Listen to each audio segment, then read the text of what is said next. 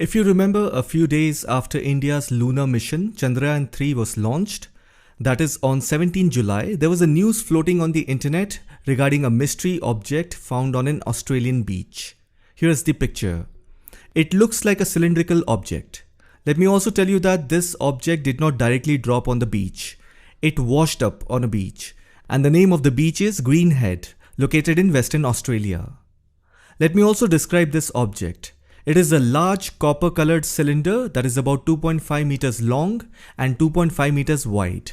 It is covered in barnacles and appears to be damaged. Barnacles are basically sea organisms that fall in the category of crabs, shrimps and lobsters. So anyhow, the object was first spotted by a group of locals who were walking on the beach. They then reported the police, they sealed the area and began the investigation. The Australian Space Agency even shared this information on Twitter on day 1. They even said this object could be a space debris. Although they did not take any direct name, they simply said this object could be from a foreign space launch vehicle.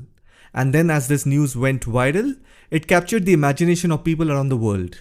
There have been numerous theories. People started calling it a piece of alien technology, a brass metal from an old ship. Some even said it is part of the missing Malaysian flight MH370. And then some even said it was a time capsule, etc. etc. As many faces, that many words.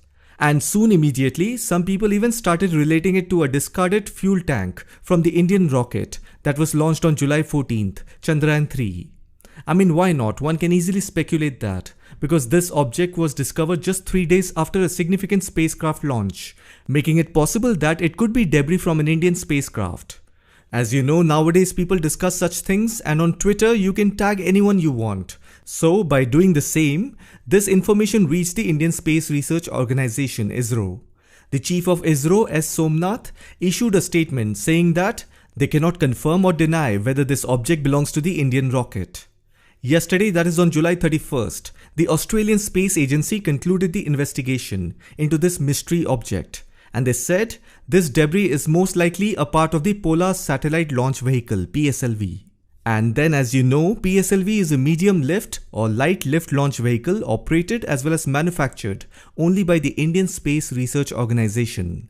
That means it is now confirmed that this mystery object is part of a Polar Satellite Launch Vehicle and is owned by the Indian Space Agency.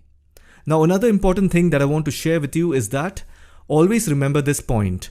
Whenever India launches any satellite into space, the trajectory of the rocket often flies over Australia.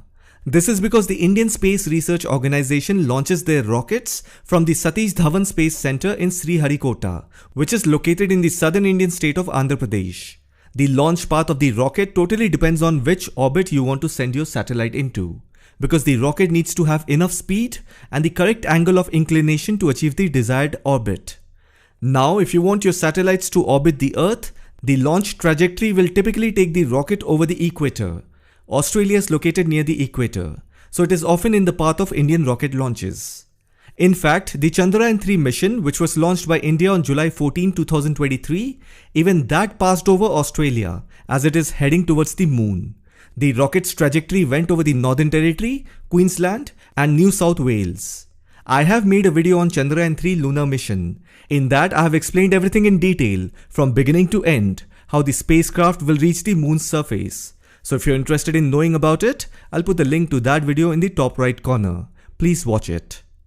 Now, typically when a country launches a satellite, they are well aware of the trajectory and they coordinate with the relevant country's space agency to ensure the rocket's designated flight path is safe. Rockets are usually launched at high altitudes. Therefore, they pose minimal or zero risk to people and property on the ground. However, despite the low risk, there is always a concern regarding potential damage to public or private property and the safety of people. To address this concern, both the country's space agencies collaborate and coordinate on every launch. Now, coming back to this mystery object.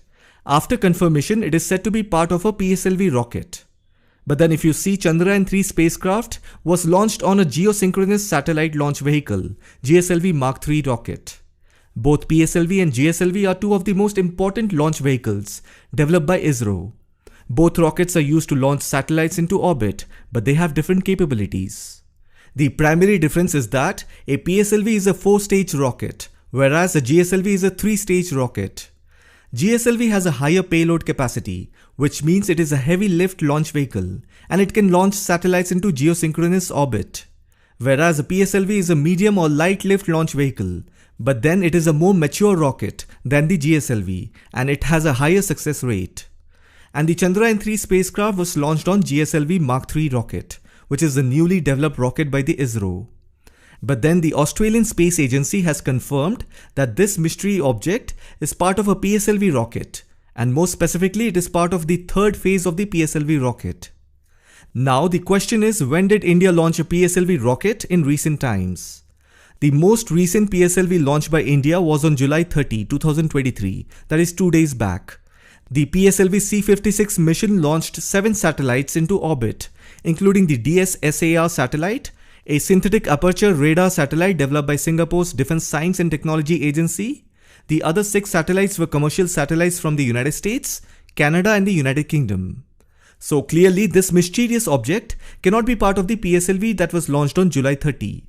Here's the list of all the PSLV launches from ISRO's official website. Most likely this mysterious object is part of the PSLV rocket that was launched on either April 22, 2023 or last year November 26, 2022. And always remember, the first stage, second stage and the third stage of a PSLV rocket falls back to Earth, more specifically in the Indian Ocean, at about 130 seconds, 370 seconds and 700 seconds after launch respectively. Many times if the debris is in relatively good condition and can be recovered safely, it is retrieved and reused. However, if it is not in a suitable state for recovery, the debris is intentionally destroyed by allowing it to be left into the ocean. In this case, the Australian government has managed to recover this large metal object. Now the key issue is whether the Australian Space Agency will hand it back to India or if India will make a request for its return. So this is where you have to understand that there is something called the United Nations Space Treaties. Under this, there are 5 treaties. Number 1, the Outer Space Treaty of 1967.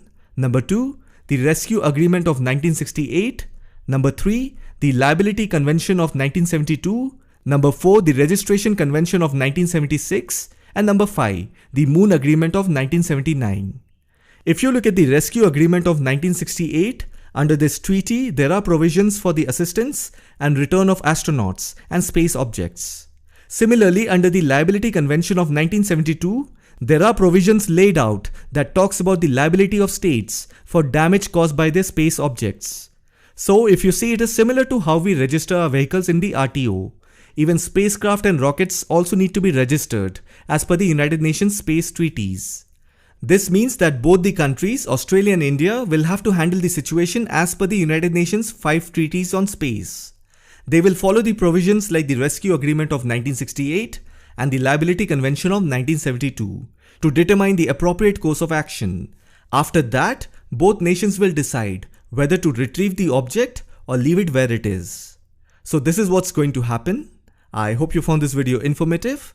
Thank you for watching it.